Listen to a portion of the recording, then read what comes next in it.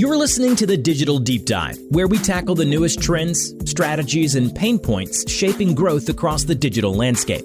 From Amazon and D2C to international expansion, join our host and e-commerce leaders across multiple industries for in-depth discussions on how to maximize your brands in the digital arena. Now, here's your host, Aaron Conant.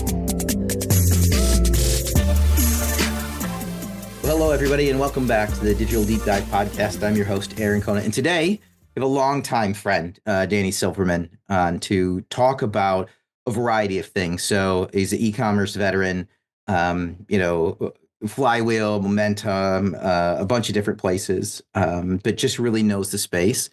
And at this point in time is kind of filling a void that I've seen popping up, which is we have agencies growing really fast and the need for those. We also have organizations growing really fast and trying to still understand what is it like not only to build the e-commerce organization and what should they be focusing on, but also how do they then interact with an agency as a whole to get the maximization of all the different fronts. And so, Danny, I won't do too much of your background. I'll let you do that. But Sure. Thanks again for jumping on the podcast. And I can't wait to kind of do a deep dive on some of these topics as a whole. But yeah, I'd love to hear background on yourself and where you're at now. And then we'll jump into the conversation. Sound good? Yeah, sounds good. Thanks for having me. So I've been working in the e-commerce world for 2 decades, which is kind of shocking when you think about it that way. But all the way back to 2006 at Johnson & Johnson, when we literally opened Amazon when they were getting into consumables. I was focused on calling on Amazon in the US and globally in the early 2010s, and then moved over to an agency where I was doing some additional sales consulting work, and then joined Clavis Insight, which was one of the first in digital shelf measurement. That's right. I think that's where we probably met way back in the day when I was at Perigo. That's right. Oh, yeah, that's right. Oh, my gosh. I forgot that. That makes a ton of sense. So it's funny. We have the overlap of being at U of M at the same time, 95. Go Blue. And then Clavis. We're practically like lifelong friends now. That's right. Funny. Exactly. That's exactly it. Yeah. So I was with Clavis Insight until we were acquired by Essential in 2017. And became Edge by Essential along with One Click Retail and Brandview, and did a number of roles there: professional services, customer success, CMO.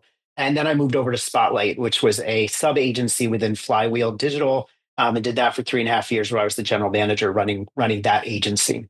And I've then since then been doing some consulting, and I spent some time at Momentum Commerce as well. But right now, what I'm focused on is filling voids and gaps where brands and solution providers may be under-resourced, but have some high priority work that needs to get done, whether it's brands who are struggling with growth on Amazon and not sure why and need someone to really go deep and unlock what their barriers are, solution providers struggling with go-to-market strategy and product fit, or just in general execs who are, like I said, under-resourced in these times where we've got layoffs, we've got flattening organizations, we've got hiring freezes. But there's still a lot of work to be done. And so I've been working with some executives on where my depth of experience comes into play and can be helpful to help them advance their own critical objectives. Yeah, awesome. So we're going to do a deep dive on this because it is a spot where, a lot of the executives I'm talking to right now, they just want to know number one, where they're at, and then what do they need to do next, right? It's almost like that baselining. And it's hard. You're right. There's a lot of flattening of the organizations and everybody is so heads down. You don't have time. You say, oh, well, pause, peek your head up, look around, check where you're at. You don't have time to do that anymore. You're doing 50 to 100% more of the work than you were doing a year ago. And oh, by the way, AI's here. Evaluate every new AI tech that's out there, new service providers left and right. By the way, grow the business and provide all the reporting.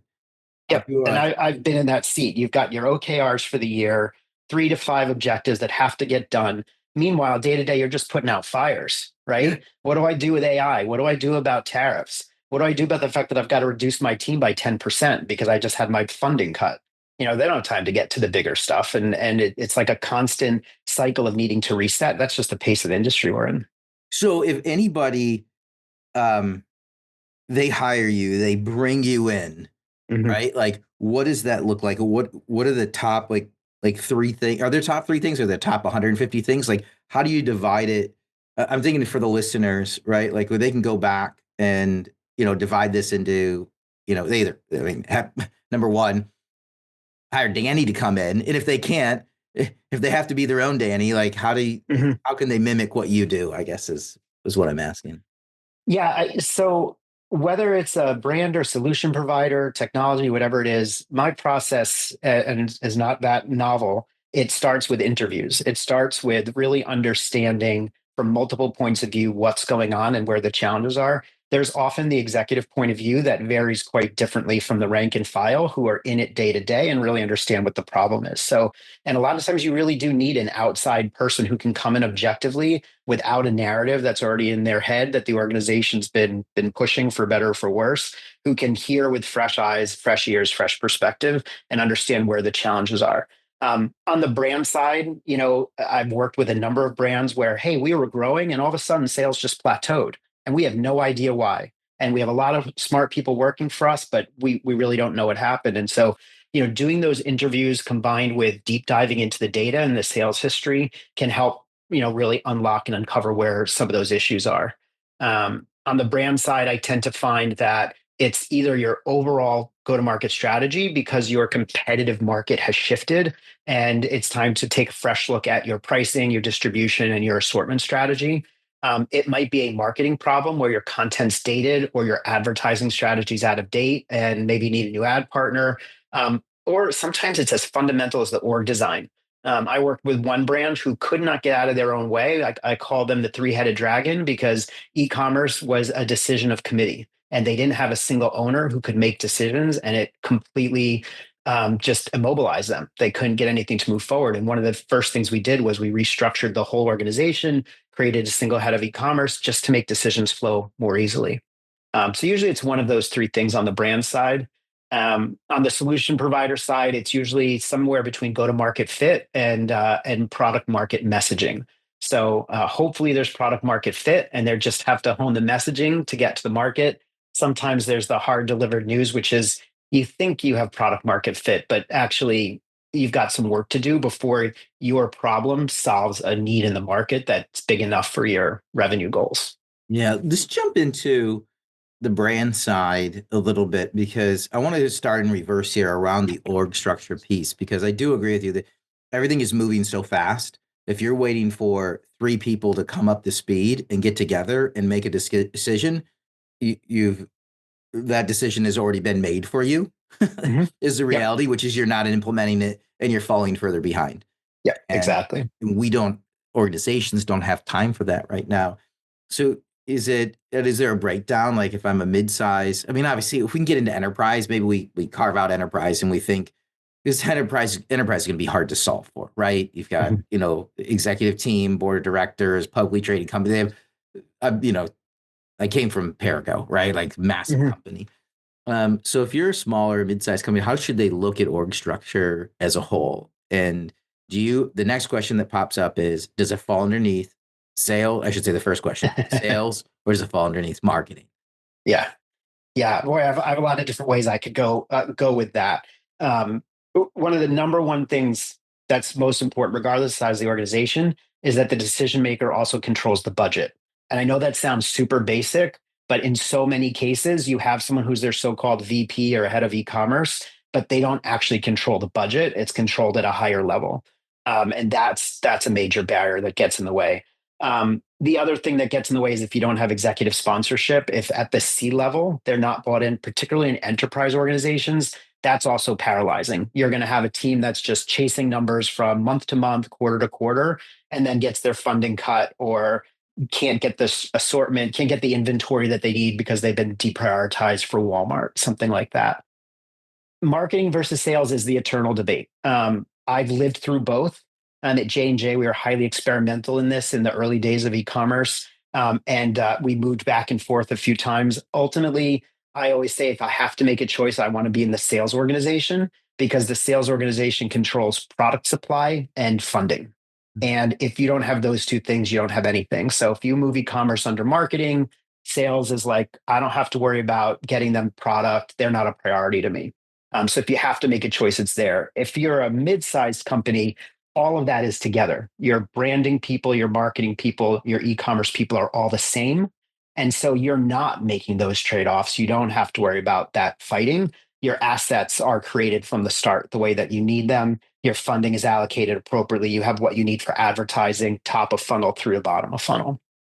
Have you seen then, like from a large corporation standpoint of, you know, breaking out individual groups, like maybe by brand? I mean, I haven't, but it seems only in the case where they acquire a brand, right? And they let Yeah, that brand operate independently until they miss a quarter or two, and then they jump into operate. Kind of the same way yeah, like PE works, right? PE is never going to yeah, be an operator till you miss a quarter, and then PE comes in yeah, as full on operators. Um, exactly.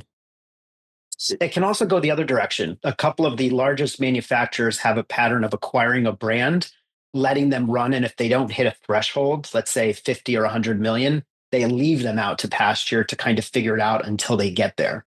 So it can actually go in both directions. But yeah, I have seen the bigger organizations, the more mature they get, they will start to break back into brand groups. And within, I am a big fan of self-governing groups where you have everything that you need within that group in order to get stuff done. And that often leads to the thinking of, therefore, this brand should be self-contained. I'm going to have my marketer, my sales, my content, everything all together.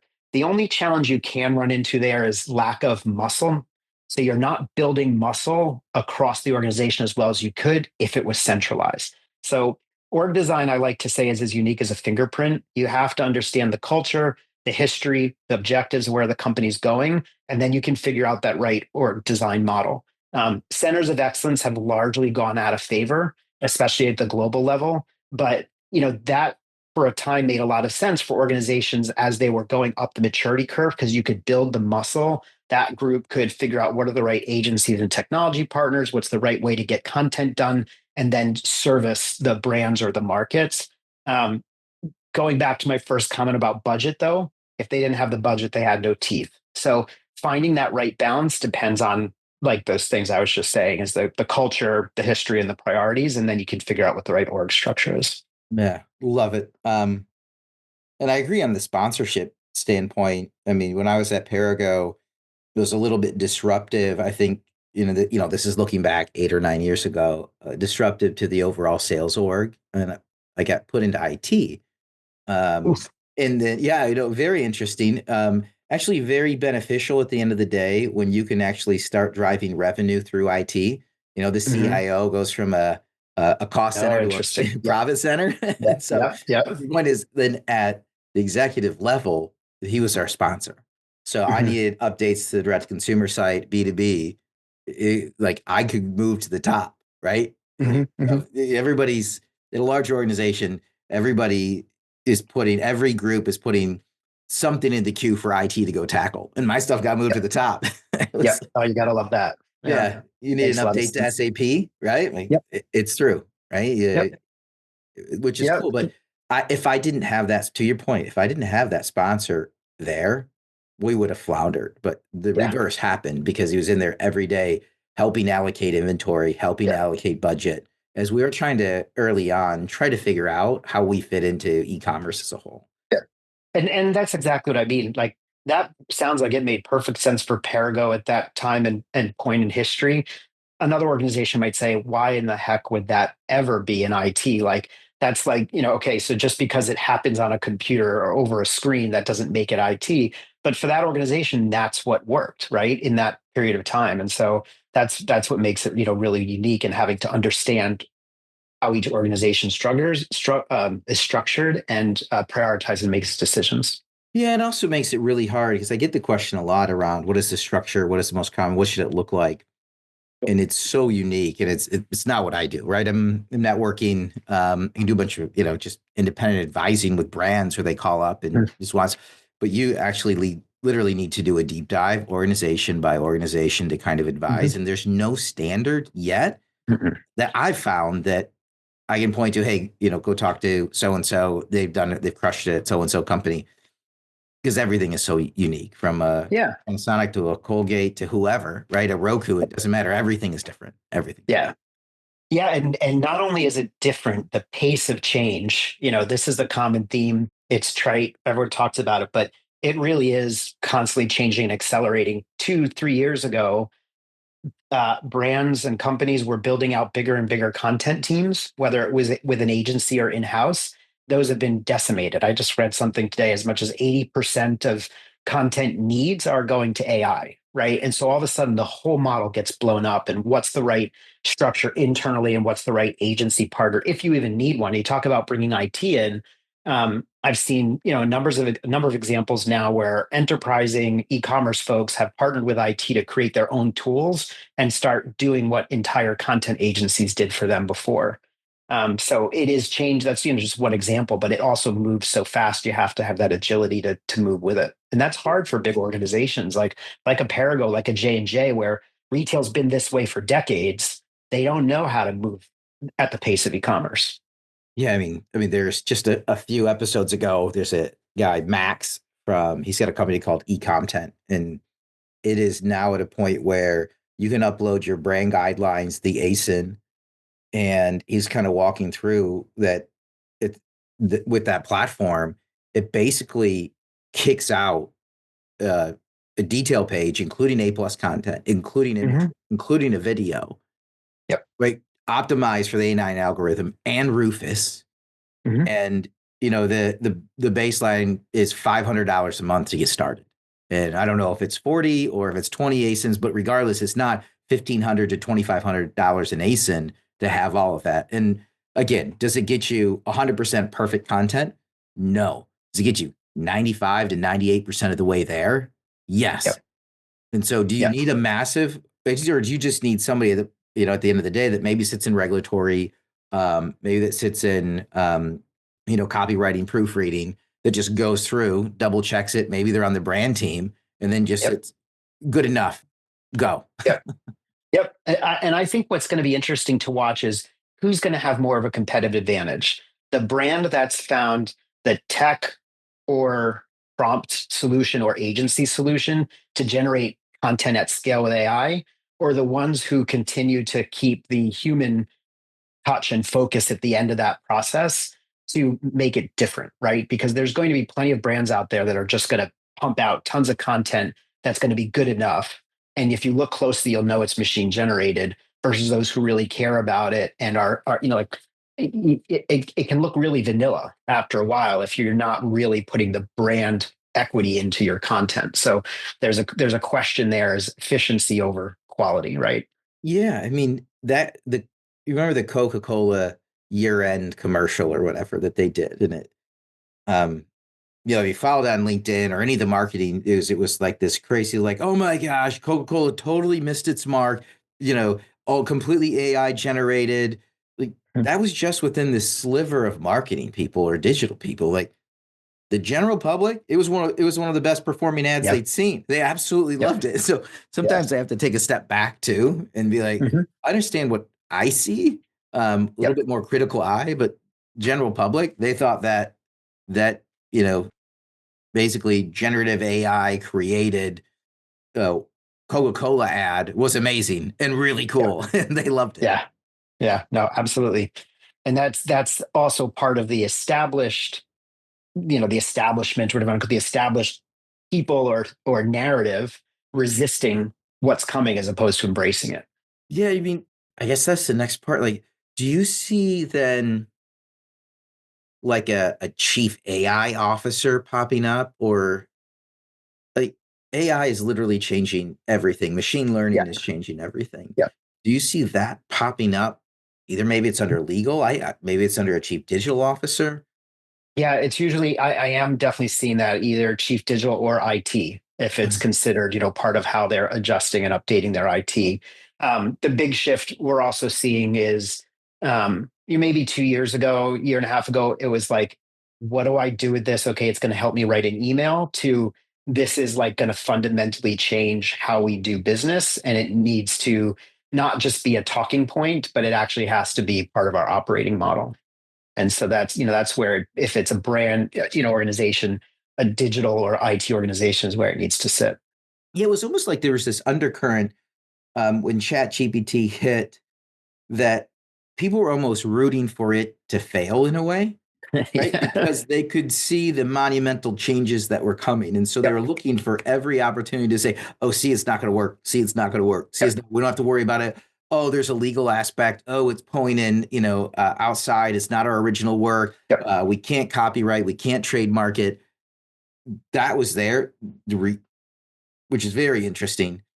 The reality is it's here and it's Yep. fundamentally changing everything. And you have to start developing that culture of accepting it and almost on a daily or weekly basis, encouraging your teams to, in some way, shape, or form, use it or look for Yep. ways to use it to simplify Yep. tasks, to do new tasks, whatever it might be. Yep. And I went down that same journey with Rufus and now with agentic AI. So when Rufus came out, so many of us were quick to like, this is garbage. It doesn't work. Look at all these terrible things that it did. And everyone was like, give it time to learn. It's smart of Amazon to put it out there.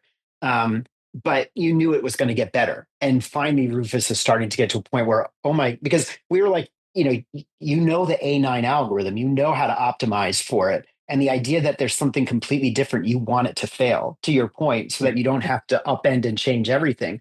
I've been going through the same journey with agentic AI, where it's like, oh, it's just another buzzword. It'll be gone in a year. But seeing more and more, especially coming out of Shop Talk, a lot of people saying this feels different this time, and really diving in deep to say, like, what are the implications? What's threatened by it, and what are the opportunities, and what are the use cases for it? And I'm starting to really understand like this. Everybody is starting to really understand and have their eyes open that this is not just another buzz. This is like AI and Chat GPT was interesting to like do things with information it's sourced before. This is about the AI doing something for me that otherwise won't get done, and it's a The very different mindset. the podcast that came out the week of Shop Talk was with Charlie Cole at XGen AI. Mhm. In that, my conversation with him around how AI and how we interact with it is fundamentally changing, even from the search on-site search standpoint. Yep. That how and so in that other caption, it's like completely conversational. Like I'm I'm moving away from Google onto Chat GPT, onto Perplexity, because I like to have a conversation. So Yep. how you search is fundamentally changing. How I search on traditional Amazon changing versus how I search on Rufus. And it was the same Yep. thing is you can actually now, like on direct consumer sites, you can just type in a phrase. Give me in the example he used was like, hey, give me um, I'm looking for a dress that looks like a unicorn for my daughter. And it will go Yep. in and it's not based on tagging search anymore. It's Right. literally based on the images and the content that's in there, and the AI is reading it and returning something that matches it rather than just tagging. Yep. And Yeah. which is Yeah. Yeah. It's wild. it's wild. Yeah. Yeah. I listened to the podcast. It was awesome. And I was blown away as well. It was another example I think he gave, or maybe I was just kind of like, I need a pair of jeans for a party this weekend, or like a pair of pants that matches this shirt. Like to think about searching a direct consumer site like that and it's not just keywords, it's a paradigm shift. I need to bring back John Giorso. Now he was the founder over at Orc Pacific. They sold their Oh media. yeah. He's moved on, but this is probably an episode a couple of years ago, maybe a year and a half ago, where he was talking about voice commerce, and we could see it coming. But the problem with voice commerce, up until I had this conversation with Charlie, was I don't want to interact with a I need shirt, black, pants, shoes, wedding. And I don't want to Mhm. search like that. Right. I want to, I want to say, hey, I'm going to a wedding with my wife in Miami. She's wearing a red dress. I wear black or white, and what should it look like? And it give me a list of results. That's what I Yep. want. And Yes, exactly. but the last thing I want to do is either type that out on my phone, right? Or Mhm. type it out on the computer. I don't want that. I just want Right. to the way I interact now with ChatGPT. Like, hey, Yeah. we want to plan a road trip for the weekend with me and the 4 kids and the wife. What does it look like? Yeah. Give me Yeah. some options. My I my just want to sister talk just to it. planned exactly. My sister just planned her entire trip to Portugal using ChatGPT, put together their entire itinerary for them and their family. And the problem, part of the adoption barrier here is the voice to date has been terrible. Like the Alexa experience, the Siri experience, they haven't been great. Like I can't ask Alexa some of the basic questions I can ask Google that I can type into Google. And Siri's like, okay, but it's very much about like what's on your phone, or you can't ask basic information or history or things like that. So there's also going to be this barrier of, oh, now the two have come together. The voice tech was there. Now the contextual voice is there. And let's bring those together. Now it's like going to unlock a lot for us. Yeah, the trouble before was when you're asking, it's going to look for tagged items and it can't find them. I mean, or in my household with the kids, I've got Alexa, but it's got the kid filter on. And every question, how far is it from here to the sun? I can't answer that with the kid filter on. Like everything I ask it, like, what's the weather like today? And there's a 30-second lead into the weather. I'm like, I just want to know what's the temperature. Is it going to rain later today? Exactly. But now with the Rufus and with these other platforms, it's going in and it's able to extract not by tagging, but what's actually there in the PIM, the DAM, wherever it's at.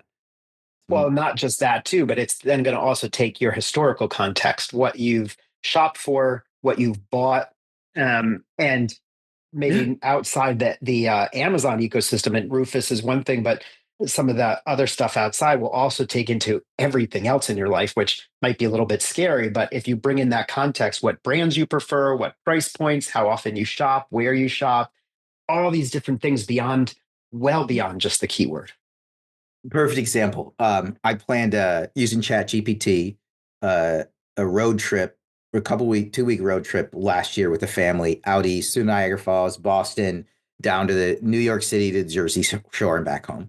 Then subsequently, I was just putting in like into ChatGPT to see what it would give me as potential Christmas gifts for the kids. Right. So I could type in, 18-year-old boy loves music, going off to college. Well, I put all that in to see what it would give me. Well, I'm planning a 25th wedding anniversary trip with my wife. Right. I'm using ChatGPT again. It starts asking me, do we need to be concerned about the kids? Wow. I'm like, awesome. That is awesome.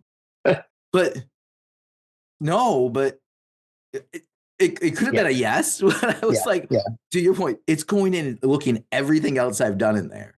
Right. Yep. It's so funny. The other thing was like, if it asked me like, hey, do I want to write a LinkedIn post for this or something like that? It'd be funny. And the funny thing too is for you and me is we like think it's awesome. Another reaction might be that's creepy. Yeah. But I just think it's really cool to see technology like this actually having some applicability. And it's like, maybe it is worth sharing all my information because it's going to add so much value to our lives. And the creepiness was hitting me the other day. If this is what we have access to, right? What does the government have access to? Do you know what I mean? Like, it's already way creepier than we know. And I'm just, I'll be creeped out by that. I just don't want to think about anything else, right? Like, what's the level of AI machine learning we can access on a daily basis? What's that show that was just out with Robert De Niro? And he's the former president.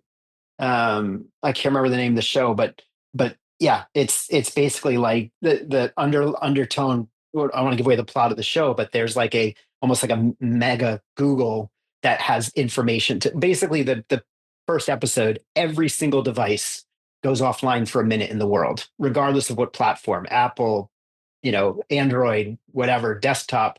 And the idea is like, who has the technology to be able to hit every single operating platform in the world for 60 seconds? It's not that foreign of an idea. Like I can conceive how that, you know what I'm saying? Like we can imagine that. Yeah. It's scary. Yeah. So, in the meantime, I'm going to keep using ChatGPT and shop it on Amazon. Let's do it. Exactly.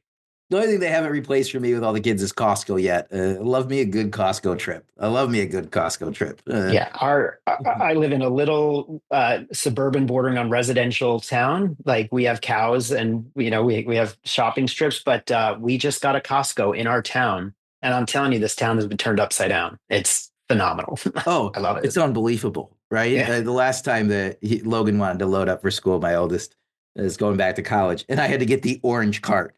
So we had to do the normal shopping, but I also needed to stock him up for going back to school, right? And so they have the shopping cart, but if you get a really big order, like you got to go, the flatbed orange cart, hauling Yeah. that Yeah. through is when you're not shopping for a store, you're just shopping. Look, we've got 4 kids and, they're all teenagers now, so they eat a lot, but it's kind of like, it's almost like embarrassing pulling that thing through. Yeah. Yeah, for sure. Anyways, I was a little embarrassed because I saw someone posted. We have a cat, and that they were selling this. It looked like a club, like a little scratching house for the cat. It looks like a club, and there's like 2 levels to it. It went viral. Like the Costco guys talked about it, whatever. And I totally went out. I went specifically to Costco just to buy that, and then came out with an entire cart full of stuff that I yeah, didn't right. plan to go to get. I had a Anyway. point now where I just like the kids are like, can we get this? Yes. Just throw Yeah. in a cart. I'm not even going to argue. Like with carts overflowing, we're done. Right. That's Yeah. it. That's Yeah. So, but I'll bring it full circle, right? Think about a world where AI is doing the shopping for us, and that impulsiveness is gone because you've told it this is what you need, and it's not necessarily going to look for the things that you might have otherwise just discovered on the treasure hunt. It's an interesting idea. it is, especially looking way back when Amazon filed for that patent for anticipatory delivery. I remember that. And everybody's like, Yes. ha ha, funny Amazon. How are they going to know what oh, they know. Yeah. They know. Yeah. They know. That's right. That's Oh, right. man. Walmart had a concept too where they were just going to deliver stuff straight into your fridge and Yeah. eventually know what you needed before you need it, right? It's crazy. It is But awesome. now it's not so much. Yeah. Well, this has been an absolute blast, Yeah. Danny. It's we have to do it more often. Yeah. Absolutely. Any questions for me? I know I picked your brain for like forever. Like Yeah. the end and start to wrap up here. I always like to throw it back. If there's any questions you have for me after I pick somebody's brain for 30, 40 minutes.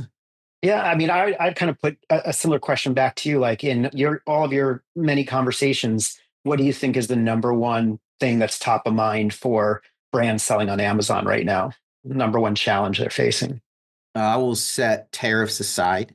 It's number Yes. one. I think that'll get shaken out. It's just it's the profitability piece. Mhm. That is the number one thing. And I mean, we had Andrea Lay from the Illume Group on to talk about vendor negotiations because that was a huge demand. Is Amazon keeps coming for your margin. If you look at what Mhm. just happened with the episode that came out actually today with Hannah from the Hawkers Club was around the changes that Vendor Central made to its accounting and the chargebacks, which Oh yeah. it's a major change that took place. Some things better, some things worse. Doing the same thing on the 3P side. So they're coming after that margin that people were trying to get back. If you look at what happened on their brand referral bonus and the affiliate side, the Archer affiliates and the Levantas are kind of like, like trying to figure out because that is going away. Any part where a brand could make extra margin. I mean, think about it. That's what Amazon's coming for, but nobody should be surprised. Like Jeff came out and said, like a decade ago, like 15 years ago, your margin is my Margin is my opportunity. Yep. you shouldn't be surprised. It's just No. it's gone on for so long, and so it's all about profitability. What are the cool Yeah, things? yeah. The cool things is And- there's a lot of this new tech that's popping up that's less expensive, allowing agencies to be more efficient for less money, brands to be more efficient for less money. So hopefully that's good. Yeah. Yeah, well, that'll be helpful. I actually was just talking to someone earlier today. I was talking to a startup that actually I mean, it's unfortunate for people who lose their jobs, but so much of their coding, their tech team moved to AI that they actually were able to pass on a round of funding because they had so much cost savings. So, it can also be a big benefit, big upside. Yeah. But yeah, I mean, I think the thing on the profitability piece too is the legacy brands, or we can call them enterprise brands. I've been at the front of the pack for years saying it doesn't matter if it's profitable because all commerce starts here, where they shop online, buy in store, whatever it is. But eventually e-commerce is going to get big enough where you can't keep saying that because it's no longer, because it's too much of the pie that's unprofitable. And that's where brands that are you call them Amazon natives or digital natives, or brands that just started as an e-commerce brand, have their economics right and their structure right. It's what we said at the beginning. It's not marketing, sales, or IT. They just have one team that's executing. And that's, really hard for enterprise brands to compete with. Yeah, absolutely. Well, how do people get a hold of you, Danny? You can, I'm all over LinkedIn. You can also email me, Danny@silverstreamsc.com, and I'll respond. But probably the easiest way is to just DM me on LinkedIn. Yeah. Awesome. Well, thanks, my friend. This has been a fantastic conversation. Thank you for having me. Absolutely. Absolutely. With that, we're going to wrap up this episode of the Digital Deep Dive. Thanks, everybody, for listening in.